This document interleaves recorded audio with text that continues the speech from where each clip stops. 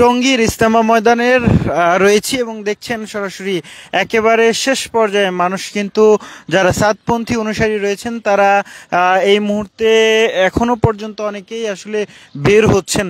এখানে শত শত সাতপন্থী অনুসারীরা ছিলেন এই পুরো ইস্তেমা ময়দান জুড়ে এবং সেই ময়দান থেকেই তারা আসলে বের হয়ে যাচ্ছেন। দেখছেন যারা সাধারণ যারা তাবলিগের জামাতে অংশ নিয়েছিলেন তারা বলছিলেন যে তারা এই ইস্তেমার শুরু হওয়ার পূর্বে জোর করার জন্য তারা মূলত এই জায়গাটিতে এসেছিলেন এবং তারা জোর করার গতকাল রাত থেকে তারা এটা শুরু করবেন, অর্থাৎ গতকাল যে আজ ভোর থেকে এটি করার কথা থাকলেও সেটি আসলে দুই পক্ষের সংঘর্ষ, মাওলানা সাদ কান্দালভি এবং জুবাইরপন্থী যারা অনুসারী রয়েছেন তাদের মধ্যে এক ধরনের বাদানুবাদ সংঘর্ষে হয় এবং সেই সংঘর্ষে 3 জন নিহত হয়েছে, অর্ধশতাধিক আহত হয়েছে এমন খবর রয়েছে এবং সেই ঘটনায় কিন্তু আজ পুরো টঙ্গী ইস্তেমা ময়দান জুড়ে এক ধরনের উত্তপ্ত পরিস্থিতি বিরাজ করছিল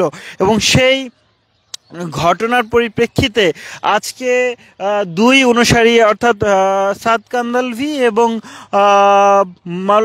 মাওলানা জুবাইরপন্থী যারা অনুসারী রয়েছেন তাদের দুই অনুসারীদের নিয়েই কিন্তু আজকে সচিবালয়ে স্বরাষ্ট্র উপদেষ্টা জাহাঙ্গীর আলম তার সাথে বৈঠক হয়েছে এবং সেই বৈঠকের পরিপ্রেক্ষিতেই কিন্তু সিদ্ধান্ত হয় যে টঙ্গীর ইস্তেমা ময়দান খালি করতে হবে। এখন আমরা দেখতে পাচ্ছি বেলা 3টা থেকে এই ইস্তেমা ময়দান খালি হওয়ার যে কার্যক্রম সেটি শুরু হয় এবং সেই সিদ্ধান্ত অর্থাৎ সরকারি সিদ্ধান্তকে মেনে নিয়ে সাদপন্থী যারা অনুসারী রয়েছেন তারা এই ইস্তেমা ময়দান থেকে এই মুহূর্তে যে তারা বের হয়ে যাচ্ছেন এবং দেখছেন শত শত মানুষ এখনো রয়েছেন এবং তারা এই ময়দান থেকে বের হয়ে যাচ্ছেন। গতকালকের ঘটনা যদি বলি যে এই পুরো এলাকাটি জুড়েই কিন্তু সাদ কান্দালভির অনুসারী যারা রয়েছেন তারা এই জায়গাটিতে অবস্থান নিয়েছিল এবং সেই অবস্থানের পরিপ্রেক্ষিতেই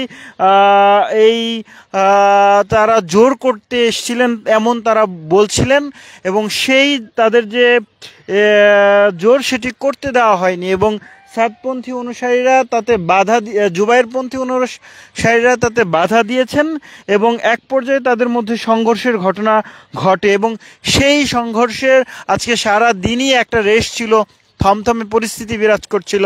পুরো দুপুরের পর থেকেই আসলে এই টঙ্গী তুরাগ তীরবর্তী এলাকার 3 কিলোমিটার অংশে 144 ধারা জারি করা হয় ডিএমপি অধ্যাদেশ এবং সেই অধ্যাদেশে বলা হয়েছে যে সভা সমাবেশ আসলে নিষিদ্ধ করা হয়েছে এবং তারপর থেকে সরকারের যে উচ্চ পর্যায়ের সচিবালয়ের যে বৈঠক হয়েছে দুই পক্ষের এবং সেই বৈঠকে সিদ্ধান্ত নেওয়া হয় যে টঙ্গী ইস্তেমা ময়দান আসলে খালি করে দিতে হবে এবং সেই সিদ্ধান্তের অনুযায়ী কিন্তু আমরা দেখতে পাচ্ছি যে সাতপন্থী যারা অনুসারী রয়েছেন তারা আসলে বের হয়ে যাচ্ছেন এবং একেবারে আরেকটা ঘটনা যদি বলে রাখি যে সেনাবাহিনী 4 প্লাটুন বিজিবি কিন্তু এই মুহূর্তে টঙ্গীর যে ইস্তেমা ময়দান ঘিরে মোতায়েন রয়েছে, চারপাশেই কিন্তু সেনাবাহিনীর সদস্যরাও মোতায়েন রয়েছে। এই ইস্তেমা ময়দানের সামনের যে সড়কটি রয়েছে সেই সড়ক দিয়েও কিন্তু সাধারণ যানবাহন চলাচল বন্ধ রয়েছে।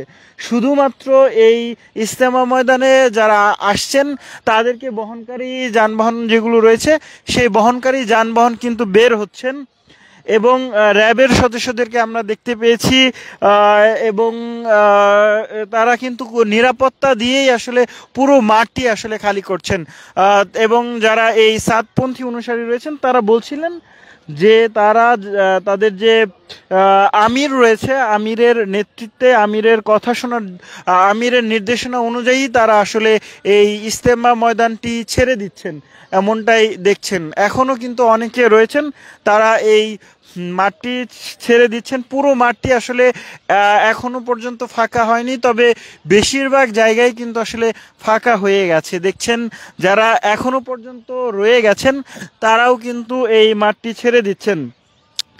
মূলত তাবলিগ জামাতের দুই পক্ষের সংঘর্ষের হতাহতের ঘটনার প্রেক্ষিতে টঙ্গীর যে ইস্তেমা মাঠ সেই মাঠটি খালি করার সিদ্ধান্ত নেওয়া হয়। জুবাইরপন্থী এবং সাদপন্থী টঙ্গী ইস্তেমা মাঠ দখল করাকে কেন্দ্র করে দুই পক্ষের সংঘর্ষ ঘটে এবং সেই সংঘর্ষে পরিপ্রেক্ষিতে টঙ্গী ইজতেমা ময়দান মাঠে উত্তপ্ত পরিস্থিতি বিরাজ করে এবং সেই পরিস্থিতি আজকে সারাদিনই ছিল সেই পরিস্থিতি। এবং সেই পরিস্থিতির প্রেক্ষিতে সচিবালয়ে স্বরাষ্ট্র উপদেষ্টা মোহাম্মদ জাহাঙ্গীর আলম চৌধুরীর উপস্থিতিতে বৈঠক হয় এবং সেই বৈঠকে সিদ্ধান্ত নেওয়া হয় যে কোনো ধরনের দ্বন্দ্ব সংঘাত রোধে তারা যেন এই ইজতেমা মাঠটি আসলে ছেড়ে দেওয়া হয়। এখনো পর্যন্ত এখানে 140 ধারা জারি রয়েছে, কোনো ধরনের সভা সমাবেশ নিষেধাজ্ঞা রয়েছে। আসলে পরবর্তীতে আসলে এই যে ইজতেমার যে কার্যক্রম সেটি আসলে কখন শুরু হবে এমন কোনো নির্দেশনা আসলে জানানো হয়নি। আমরা সাতপন্থীদের সাথেও কথা বলার চেষ্টা করছিলাম, তারা অনেকে আসলে বলছিলেন যে জুবায়েরপন্থী যারা রয়েছেন তারাই তাদের উপরে প্রথম হামলা করেছে এমন অভিযোগ করেছিলেন। তারা এমন অভিযোগ করেছেন এবং তারা বলছিলেন যে জুবায়েরপন্থীরা 5 দিনের জোর করলেও সাতপন্থী যারা অনুসারী রয়েছেন তারা মূলত এই জোর করতে পারেননি। তাদের এই জোরের যে কার্যক্রম সেটি আসলে গতকাল রাত থেকেই শুরু হবার কথা ছিল, তবে তারই মধ্যে মধ্যরাতে এই ঘটনাটি ঘটে। 3 জন সংঘর্ষের ঘটনা ঘটে এবং সেই সংঘর্ষে 3 জন নিহত হয়েছেন এমন ঘটনা ঘটেছে। এবং আজকে দুই পক্ষের অনুসারীদের মধ্যস্থতায় এবং সেই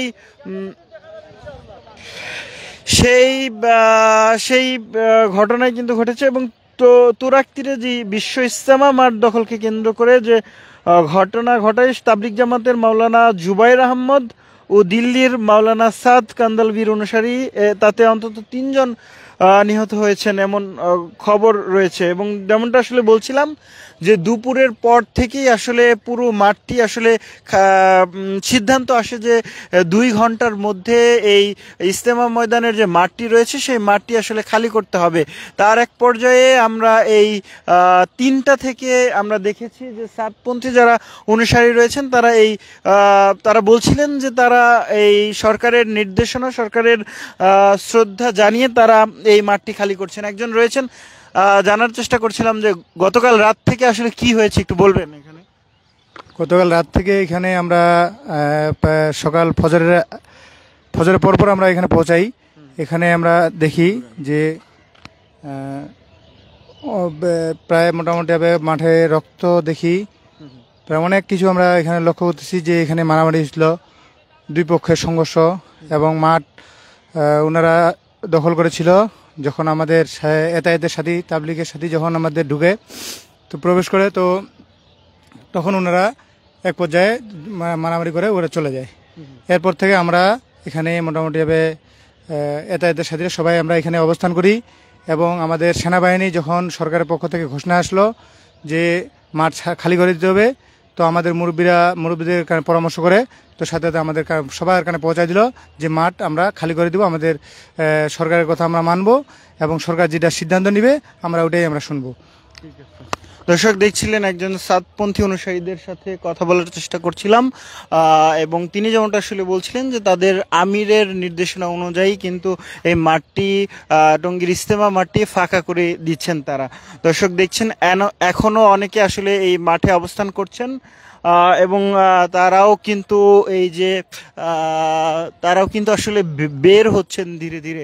দেখছেন এখনো পর্যন্ত অনেক মানুষ এই জায়গাটিতে অবস্থান করে রয়েছেন এবং তারা ধীরে ধীরে আসলে মাঠটি ফাঁকা করছিলেন। দর্শক, মাওলানা সাদ কান্দালভি এবং মাওলানা জুবায়ের আহমেদের অনুসারীদের মধ্যে বরাবরই আসলে এক ধরনের রেস থাকে। গত কয়েক বছর আমরা দেখেছি যে দুই পক্ষ কোন পক্ষ আসলে আগে এই ইজতেমা ময়দানে অংশ নিবেন এবং কে পরে অংশ নিবেন এটা নিয়ে এক ধরনের দ্বন্দ্ব বিরাজ করে এবং সেই দ্বন্দ্ব কিন্তু চলমান ছিল বরাবরই। এবং তারপরে এবার কিন্তু সেই দ্বন্দ্বের মাত্রা একটু ভিন্ন মাত্রায় যায় এমন যাবে এমন আশঙ্কা ছিল আগে থেকে, এবং সেই আশঙ্কাটি আসলে সত্যি হলো। এবারও কিন্তু ইজতেমা নিয়ে এক ধরনের মিশ্র প্রতিক্রিয়া তৈরি হয়েছে। আসলে ইজতেমাটি আসলে সুষ্ঠুভাবে সম্পন্ন হবে কিনা, কোনো ধরনের বিশৃঙ্খল ঘটনা ঘটবে কিনা, এমন আশঙ্কাও কিন্তু রয়েছে।